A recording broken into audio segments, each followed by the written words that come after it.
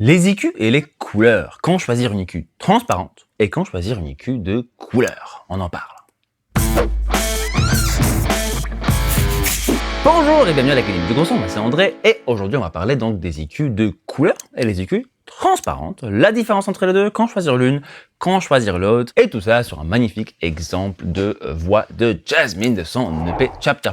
Alors pourquoi est-ce que je te parle de ça aujourd'hui? C'est parce que ça fait partie des concepts d'un tout nouveau cours qu'on vient de sortir récemment, qui est le mix avancé, la méthode AGS. C'est un cours qu'on a voulu faire depuis déjà bien longtemps pour faire un peu le pont entre notre méthode débutant et nos cours de l'Académie des pros, notamment avec Jules Frédé et Lionel Capouillet, où là on voit vraiment des techniques beaucoup plus poussées et des mix à niveau ultra pro, mais comment passer de l'un à l'autre. Et pour ça, on a pensé une méthode un peu particulière, où au lieu de te dire quoi faire, on te dit comment réfléchir. On t'explique un peu les outils et on t'explique les différentes techniques pour que tu puisses toi-même te construire ton chemin, dessiner ta carte, si tu veux, du point A à point B, ton mix fini, tout ça dans ton style et sur base de plein d'exemples différents. Il inclut notamment l'exemple que je vais utiliser aujourd'hui. Pour voir tout ça sur le cours, il suffit d'aller sur notre site qui est donc academiedugrosson.com. Là-dessus d'ailleurs, si jamais c'est la première fois que tu nous vois, n'hésite pas à aller sur academiedugrosson.com/bonus et t'inscrire avec ton mail parce que comme ça tu reçois plein de petits cadeaux gratos en plus, sont vraiment cool.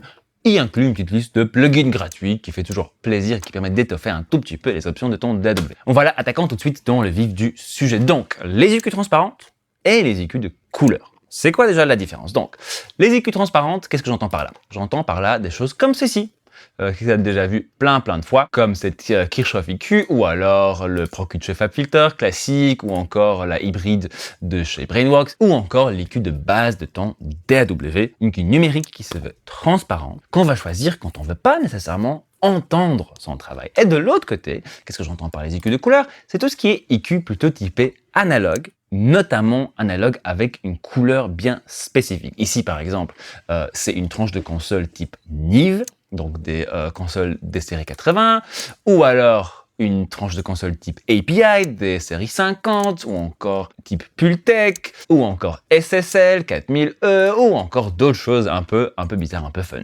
Ces EQ de couleur ont trois différences principales par rapport à des EQ transparentes.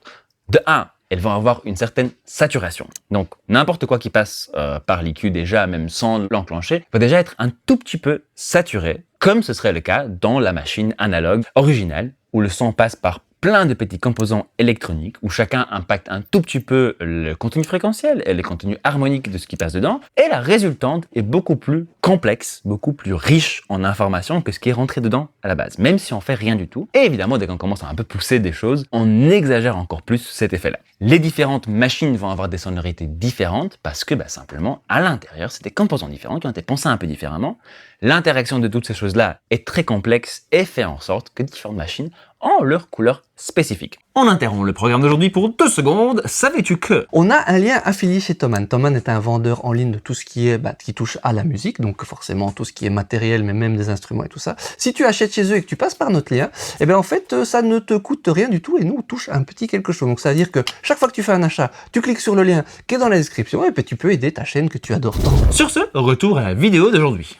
On dit souvent que les nives, comme celle-ci ici, sont très ouvertes, que ce soit dans le bas, que ce soit dans le haut. On a une sorte d'ouverture, on a beaucoup d'informations dans ces extrêmes et elles sont en même temps assez lisses et assez présentes. Donc on peut pousser des choses au devant du mix tout en les gardant assez belles. Sur des API par contre, souvent on dit qu'elles sont un peu plus pointues, un peu plus précises, un peu plus dures peut-être dans leur sonorité. Beaucoup de gens les aiment bien notamment sur des éléments percussifs parce que ça permet de encore mieux percuter parfois à travers le mix. Les SSL par contre, en tout cas les vieilles SSL type 4000E, ont un peu ce côté poilu, un peu nasal, un peu rock'n'roll des années 80, forcément puisque énormément d'albums rock ont été mixés sur ces tables-là où toutes les EQ utilisées ou presque étaient ces EQ de SSL et toute cette couleur intrinsèque de SSL s'ajoute sur toutes ces tracks, donc tous les mix sonnent très SSL. L'exemple parfait pour ça, c'est tout ce qui a été mixé notamment par CLA, qui utilise les SSL de manière un peu religieuse. Ça, c'est la première chose qui fait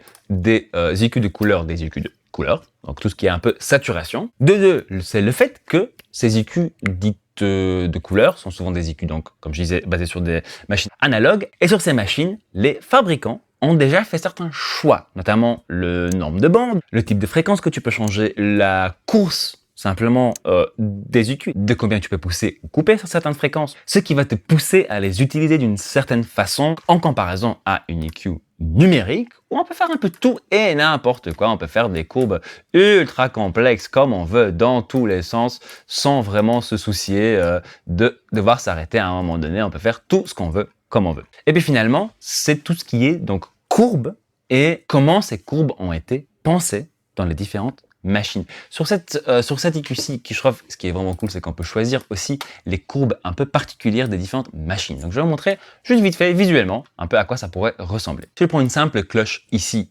donc une cloche numérique, avec facteur de Q de 1, on va pousser de 10 dB. 10 dB, hop, voilà. Ça, c'est la courbe, comme tu vois ici, là, de base de mon Kirchhoff EQ. Si je prends une autre courbe ici, dans ce programme, alors ce qui est vraiment cool, c'est que je peux lui demander de émuler les différentes courbes de différentes machines hardware. C'est vraiment sympathique. Donc par exemple, si je prends une Neve British N, Neve étant une marque anglaise, je prends la belle, je me mets en Q de 1 également, à 10 dB. Voilà, ce n'est pas du tout la même courbe. Regarde, le haut de cette courbe est beaucoup plus arrondi. La courbe est beaucoup plus large avec le même facteur de Q, donc on n'a pas le même type de précision, si tu veux, dans le choix de nos fréquences. Et en plus, si tu regardes un peu, cette belle-là, hop, regarde, il se passe un truc ici. C'est-à-dire qu'en utilisant simplement une cloche Neve, on a quelque chose qui se passe beaucoup plus haut dans le spectre. On booste un tout petit peu d'informations dans l'extrême et on coupe toutes les informations bien au-dessus de ça. Ça, c'est pas quelque chose que la cloche numérique fait parce qu'elle ne fait que ce qu'on lui demande. Si on prend encore une autre cloche, celle de SSL, voilà, je vais mettre là, hop, on va prendre type E, donc la 4000E, voilà, je vais mettre aussi à facteur de Q de 1, hop, à 10 dB, et je vais comparer celle-là et celle-là. Je vois que ma courbe SSL est encore plus large, donc elle prend encore plus de fréquences à la fois, mais elle n'a pas ce truc dans le haut que la Neve avait. Voilà. Donc chacune de ces EQ va impacter différentes courbes et donc leur interaction, une fois qu'on commence à pousser un peu là, à couper un peu par-ci et voilà, ces courbes plus complexes, on pourrait par exemple faire comme ceci. Donc là, la courbe jaune, c'est la courbe résultante avec tous les mouvements ensemble, commence à être de plus en plus complexe. Donc ces trois éléments, la saturation, le fait d'être limité dans ses choix et le fait que les courbes changent beaucoup entre les différentes machines, c'est ça qui fait surtout les différences. Donc entre déjà les différentes EQ de couleur, mais aussi surtout entre ça et les EQ transparentes. Ok, tout ça c'est bien beau. Maintenant on sait un peu c'est quoi la différence. Écoutons un tout petit peu qu'est-ce que ça donne. Je te fais écouter peut-être, on va faire un petit boost, allez 10 dB à 5 kHz. Voilà. Et on va comparer mon EQ ici numérique avec une EQ Neve. Là, je vais ouvrir ma Neve juste à côté. Voici donc mon exemple tel quel, c'est juste de la voix sans aucun effet brut, juste avec un peu de compression telle qu'elle a été enregistrée. Oh, I don't wanna smile, I don't wanna try. Voilà. Et je vais mettre l'une, puis l'autre, puis revenir. Oh, I don't wanna smile, I don't wanna. Oh, I don't wanna smile, I don't wanna try. I just wanna lay down and cry. Oh, I don't wanna smile, I don't wanna try. I just wanna lay down and cry. On est bien d'accord que c'est pas le même son. On réécoute encore une fois, et puis je vous dis un peu ce que moi j'entends comme différence. Oh, I don't wanna smile, I don't wanna try. I just wanna lay down and cry. Oh, I don't wanna lie, I don't wanna cry. I just wanna lay down and die. Alors déjà, j'ai l'impression que ici à droite, donc sur la Neve, on dirait que j'ai boosté beaucoup plus que 10 dB.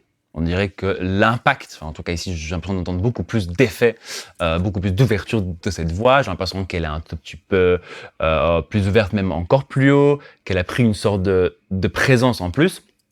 Là où sur cette EQ-ci, j'ai l'impression déjà qu'on a fait moins, et puis j'ai l'impression qu'elle est un peu plus nasale. dans son ensemble. Et surtout, j'ai un peu moins d'ajout d'autres choses autour, un peu de cette présence, un peu de cette beauté donc, qui vient de la saturation. Ça, c'est pour un peu la différence vite fait entre une et l'autre. Et on a aussi évidemment des différences entre les différents véhicules de couleurs. Donc si par exemple, j'ouvre une API ici à gauche et une Nive à droite, et je vais faire le même mouvement sur les deux, bon, presque, parce que, ici, déjà la première différence, je ne peux pas choisir 4.8 sur l'API, je peux choisir que 5.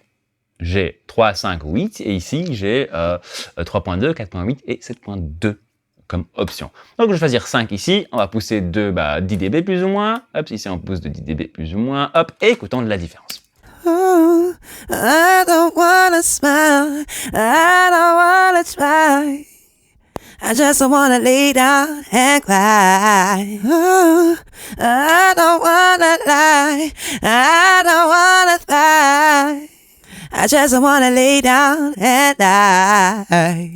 Alors moi, ce que j'entends ici, c'est que la Nive est un tout petit peu plus soyeuse et un peu plus lisse, si on veut, un peu plus grande comme ça, et la API un peu plus pointue, un peu plus agressive comme ça, un peu plus précise et un peu plus nasale ici dans ce cas de figure. Et la prochaine grande différence entre les EQ transparentes et les EQ de couleur, c'est tout ce qui est sélectivité et précision de travail. Donc, un truc qu'on fait souvent sur des EQ quand on veut nettoyer une source un peu, c'est essayer d'aller couper des résonances un peu dérangeantes. Ici notamment sur cette voix. Il y a un truc un peu métallique, un peu dérangeant, je pense dû au micro, qui est quelque part là. Oh, I don't wanna smile, I don't wanna try. Un truc qui siffle un peu métallique comme ça. Si j'enlève complètement, hop, en faisant un notch, c'est parce que c'est un notch, on a fait une vidéo récemment un peu qui parle du sujet, ça donne ça. Oh, I don't wanna smile, I don't wanna try. I just wanna lay down and cry. Voilà, ça n'a pas vraiment changé la couleur de la voix, ça l'a juste rendu un tout petit peu moins dur. Écoute encore une fois avec et sans. Je vais enlever carrément tout le plugin. Oh, I don't wanna smile, I don't wanna try. I just wanna lay down and cry. Toute petite différence, ça la rend un poil moins dure. Par contre, si j'essaie de faire la même chose sur mon EQ Nive, déjà on va voir est-ce qu'on peut. Alors ici je suis à quoi? Je suis à 8150 plus ou moins. Hop, donc qu'est-ce que je peux faire ici? Ici déjà j'ai un premier problème, c'est que je ne peux pas choisir cette fréquence-là, puisque mon EQ s'arrête à 7.2. Je suis super riche, j'ai plusieurs tables de mix, je vais aller prendre mon SSL plutôt que mon Nive, parce que je sais que la SSL a plus d'options. SSL est ici. Voilà, je vais venir là. Et avec cela, je peux faire ça ici dans le haut. Donc là, je peux trouver 8.2. Voilà, je vais couper. Ici, on a coupé combien? 11 dB. Allez, 12 dB presque. Donc on va faire ça. 11 dB. Et on va comparer un peu les deux. Oh, I don't wanna smile, I don't wanna try. I just wanna lay down and cry. Oh, I don't wanna lie, I don't wanna cry. Alors ici, premier truc qui pose problème, c'est que pour aller choisir la même fréquence sur la SSL que ce que je choisis sur mon EQ ici, je dois travailler là au-dessus en belle en cloche. Je n'ai pas le choix de la largeur de la bande et en fait, en coupant le même nombre de dB, j'enlève complètement l'énergie dans le haut, je la rends toute fermée, là où ici, c'était, comme on dit, transparent. On n'entend pas vraiment que l'EQ travaille, on la rend juste un peu moins dure. Bon, ok, on va peut-être essayer de travailler là où on peut choisir un peu la largeur de la bande, on va voir si ça fonctionne mieux. On va chercher une autre fréquence qui siffle un peu plus bas, celle-là, je sais qu'elle s'arrête à 7 kHz, donc on va pas aller plus haut que 7 kHz. On va voir qu'est-ce qu'on trouve. Oh, I don't wanna smile, I don't wanna try. I just wanna lay down and cry. C'est un truc qui siffle un tout petit peu. On a 5.7. Ok, on va couper ça. On va mettre moins 11 dB.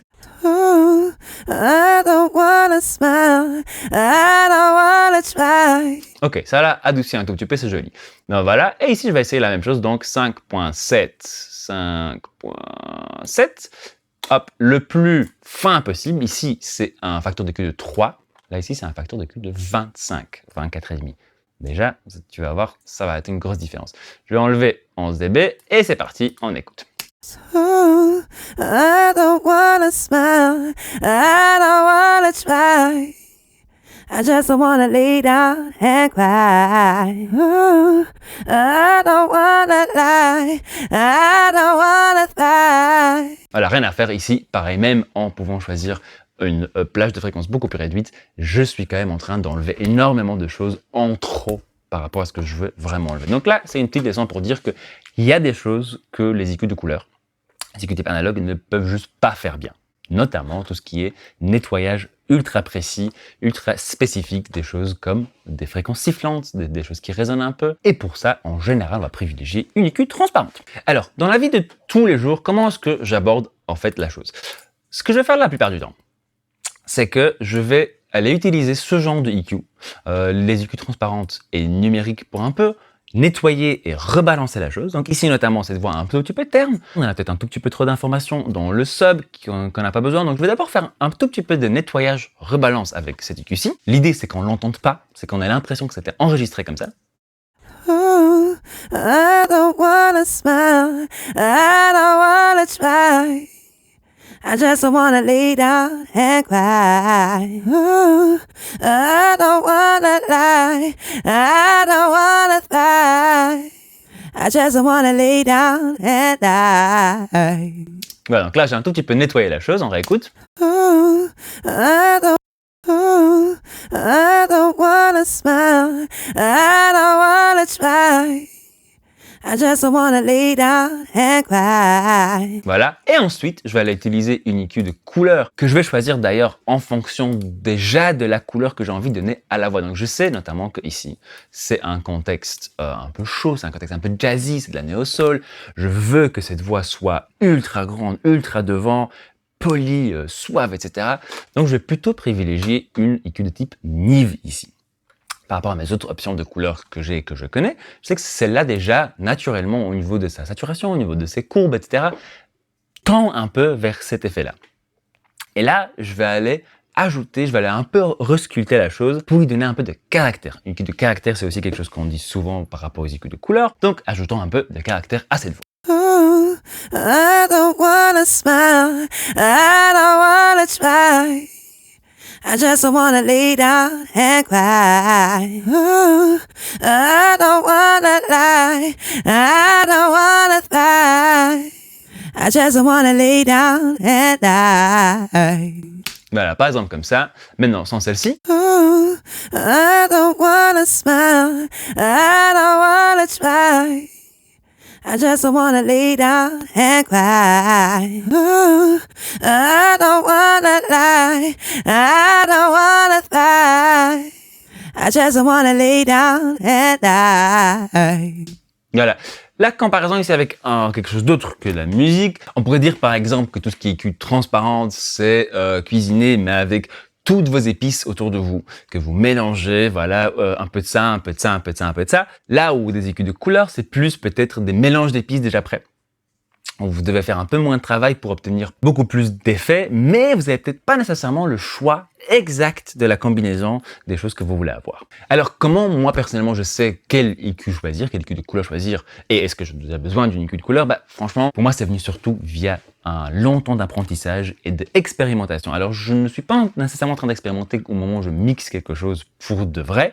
Je vais plutôt faire ça à des moments un tout petit peu différents. Quand je produis, par exemple, quand j'ai un tout petit peu de moments où je dois pas nécessairement avancer vite, je vais juste me prendre une demi-heure ou une heure pour jouer avec les choses, pour pousser un peu dans le retranchement, voir si je trouve des choses intéressantes et surtout pour m'imprégner, pour commencer à prendre des photos, si tu veux, auditives de ces machines-là. Donc, je commence un peu à associer ce visuel, ce type de EQ, etc., à une certaine courbe dans ma tête, à une certaine texture, à une certaine tête couleur, à une certaine... C'est un ressenti, si tu veux, ça dépend évidemment de chaque personne. Emmagasine ces infos un peu différemment. Mais je sais qu'au moment de devoir choisir mon mouvement d'EQ, j'ai souvent une machine qui me vient en tête et qui fait « Ah, essaie d'abord celle-là » parce que j'ai l'impression que celle-là va te donner ce que tu as besoin. Qui dit ça, dit forcément tu vas avoir tes préférences. C'est d'ailleurs ça qui donne aussi la couleur de certains mixeurs-mixeuses. Exemple, CLA qui mixe toujours sur des SSL, qui a toujours mixé sur des SSL. Tous ces morceaux sonnent très SSL, parce que forcément, ils utilisent énormément ces EQ-là, ces compressions-là, etc. Donc, ces choix de couleurs, ces courbes de saturation et courbes de EQ, s'ajoutent à travers toutes ces couches dans ces mix pour impacter finalement l'ensemble d'une couleur bien spécifique. Et c'est pareil, n'importe la table sur laquelle tu mixes. Et je pense qu'il est assez important, surtout quand tu cherches à faire ça de manière un peu plus professionnelle, en tout cas de faire ça de manière beaucoup plus avancée, de commencer à se faire un tout petit peu ces idées, cette bibliothèque photo auditive de ces machines. Si tu veux d'ailleurs aller un peu plus loin là-dedans, je reviens un peu à ce que je disais au début de la vidéo, de ce cours de mix avancé.